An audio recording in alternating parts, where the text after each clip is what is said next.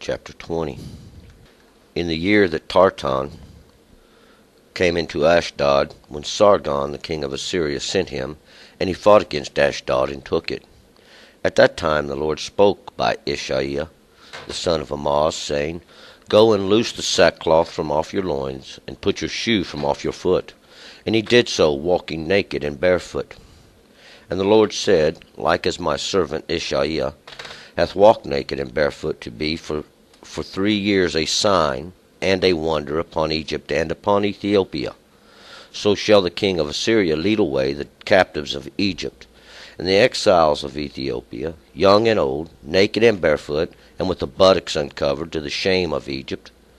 And they shall be dismayed and ashamed because of Ethiopia, their expectation, and of Egypt, their glory.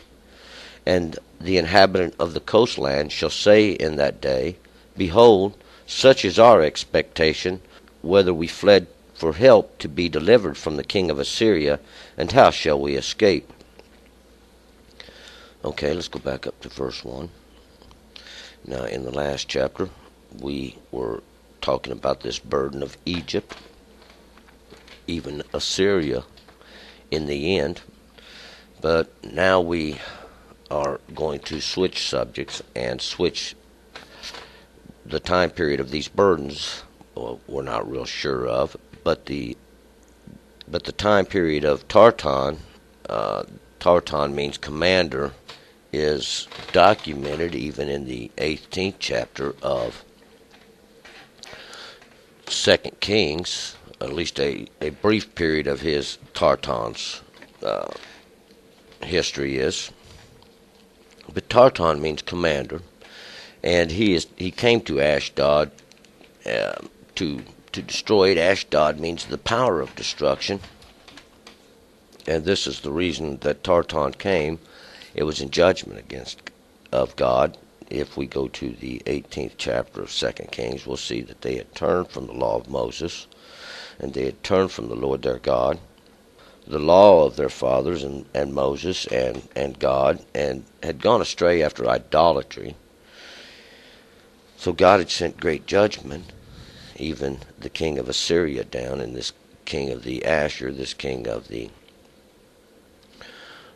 altar there. And Sargon is the king of Assyria at this time, and Sargon was the son of Shalmaneser, and if we go to the 18th chapter of 2 Kings, we'll find out Shalmaneser is mentioned there when he sent Tartan, Rabshakeh, and them down against Hezekiah during the reign of Hezekiah. But this is slightly before then, even when Samaria and all these, when Assyria was conquering that portion of the land.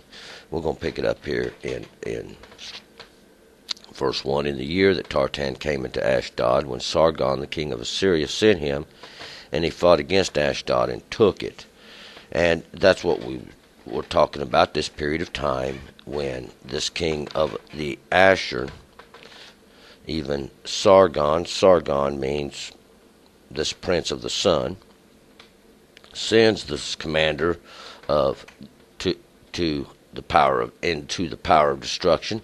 And basically that's what was going on at that time too. At that time the Lord spoke by Ishaiah the son of Amoz, saying, Go and loose the sackcloth from off your loins, and put your shoe from off your foot. And he did so, walking naked and barefoot. Naked and barefoot, because, as we remember, the aurora is to be stripped and naked, or to be stripped and made bare, even this barefoot, showing that you are barefoot with no path to go by. Stripped naked means that you're uncovered now, even to the flesh, or even in sin. So the sackcloth, though, we notice Ishaiah was wearing sackcloth upon his loins. He was in mourning now for the land, because he was following after God, and he could see that all the land went into idolatry. And so he took his clothes off and walked naked and barefoot. Now, as we're going to see, it was a sign from God. 3, and the Lord said, like as my servant Ishaiah hath walked naked and barefoot, to be for 3 years a sign and a wonder upon Egypt and upon Ethiopia. So Ishaiah as took the sackcloth from off his loins and the shoe from off his feet, and he's walked naked and barefoot, stripped and made bare, before the house of Egypt and this house of Ethiopia. And we've discussed Egypt meaning the land of enclosures, and Ethiopia now is darkness. It doesn't say, it says Cush in the scriptures, and they've translated it as Ethiopia because they thought we were talking about the modern day Ethiopia as a nation, but that's not what we're talking about. We're using these names as similitudes as intended. These 3 years is so that you can have complete understanding. For so shall the king of Assyria lead away the captives of Egypt and the exiles of Ethiopia, young and old, naked and barefoot, with the buttocks uncovered, to the shame of Egypt. And this is the reason it's being done, because basically this is what happens. This king of the altar, this king of the progress, this king of the Asher there they set up, this step up, step forward, is what they've made. And he led away captives of Egypt. These are the ones in the land of enclosures, and these exiles of darkness even, because this is what's going on today. Young and old, naked and barefoot, and so it is, with their buttocks uncovered, and this is what happens. That everyone is brought to shame, to the shame of Egypt, this land of enclosures. This is what it represents to God. This land where they have been led astray and brought into now servitude even to those who are over this land of enclosures. 5, and they shall be dismayed and ashamed because of Ethiopia, their expectation, and of Egypt, their glory. And this is why he's done it. He's punishing everybody. Why? It's for their own shame.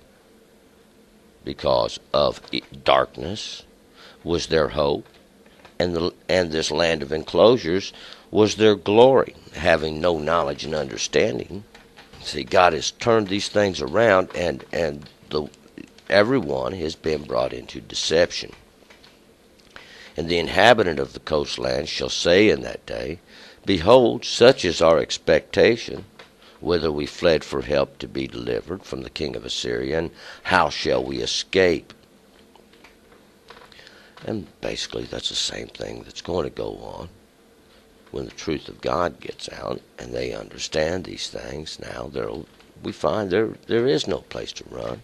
There's no place to hide. This is your hope. How shall you flee from the altar? How shall you flee from this king of Assyria, when there's nowhere to run? See, God has brought it upon them. God has caused we're going to find out, he has mingled in now there the drunkenness of it all. This chapter was stuck in here. We're going to find out this book of Ishaiah is kind of like a little jumbled set of writings, maybe arranged in order, maybe not, but we're going to move back into the burdens once again in the next chapter, chapter 21.